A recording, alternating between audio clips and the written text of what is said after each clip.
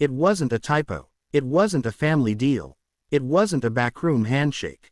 It was a legitimate county tax auction in a sleepy mountain town that most people had forgotten existed, including the HOA.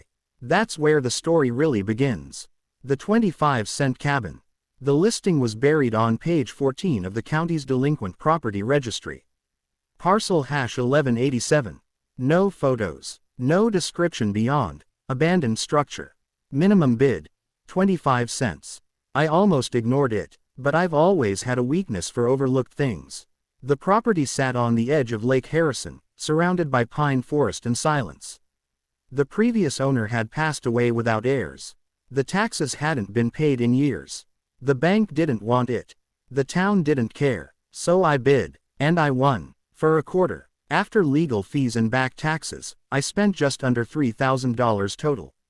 Still the cheapest piece of land I'd ever seen with lake access. When I first visited, the cabin looked like it had survived 3 hurricanes and a bar fight.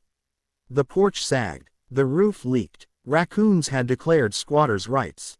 But the bones, solid oak beams, stone fireplace, direct waterfront, and most importantly, no one from the HOA had shown up.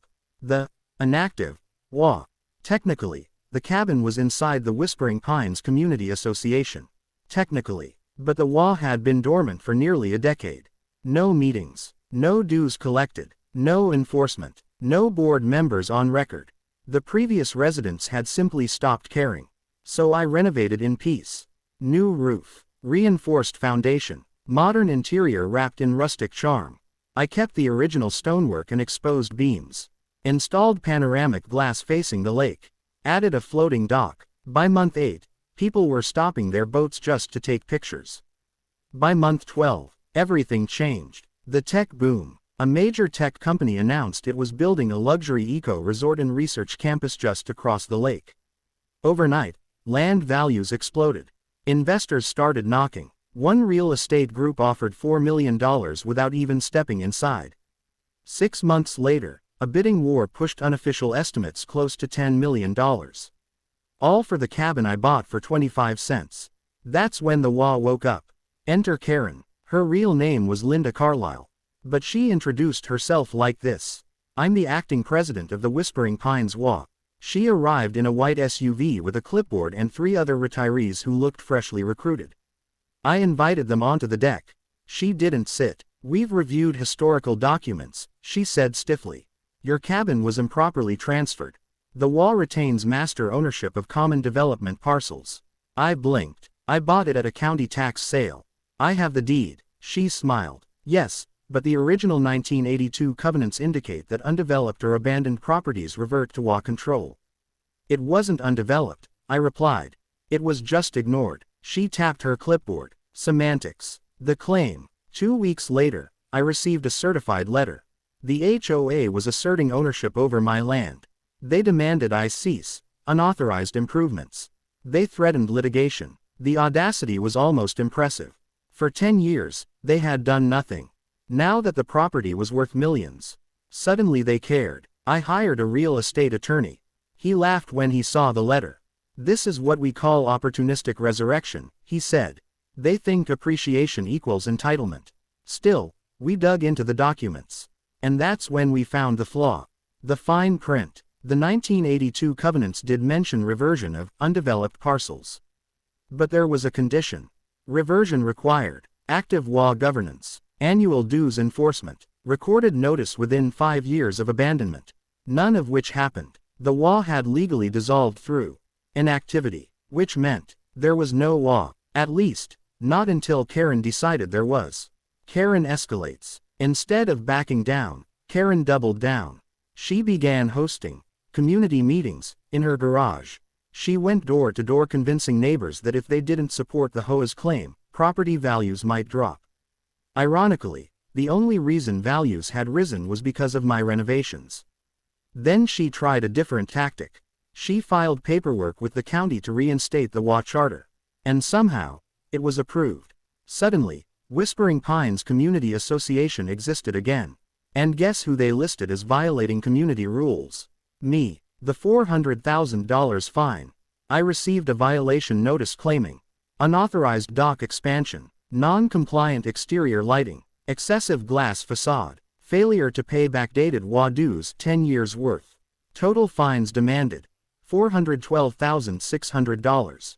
I framed it. My attorney, however, did not find it funny. They're building a paper trail, he said.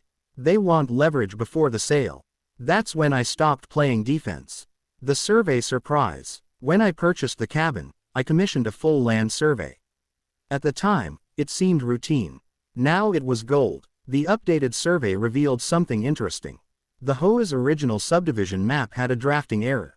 A big one. The boundary lines placed nearly 1/3 of the community's shared lakefront walking path inside my parcel. Meaning, the common area they claimed to manage, it technically belonged to me. For 40 years, residents had been strolling across private property. My private property. The countermove. We filed a formal response. The HOA was inactive during the reversion window. Their fines were unenforceable. The reinstated charter did not retroactively grant authority. They were trespassing. Then we added something extra. A notice of intent to restrict access to the misplatted walking path. You could hear Karen's blood pressure spike from across the lake.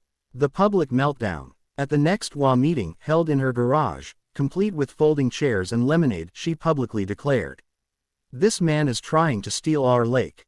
I calmly handed out copies of the survey. Silence. One neighbor squinted. "Wait. This says the trail is on his land." Another asked, "So we've been trespassing?" Karen snapped, "It's a technicality." No, it was math. The $10 million offer. While the HOA squabbled, something bigger happened. The tech company behind the eco-resort contacted me directly. They wanted my property, not just for the cabin. For strategic lake access. They offered $9.8 million. But there was a condition. Clear title. No HOA disputes. Karen's antics were now interfering with a multi-million-dollar transaction. So I made her an offer. The proposal. I invited the HOA board to my deck. This time, I didn't offer lemonade. I will grant permanent easement access to the walking path, I said. I will contribute $50,000 to community infrastructure.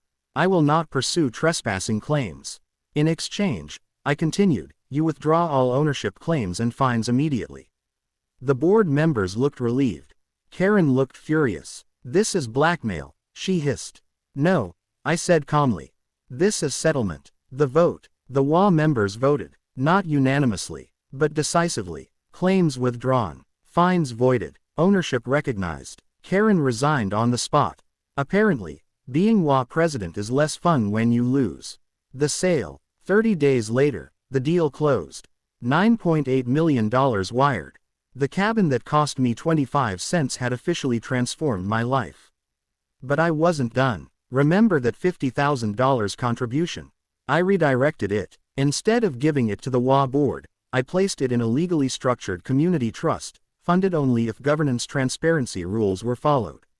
No more garage dictatorship. Whispering Pines now had bylaws, audits, and real elections.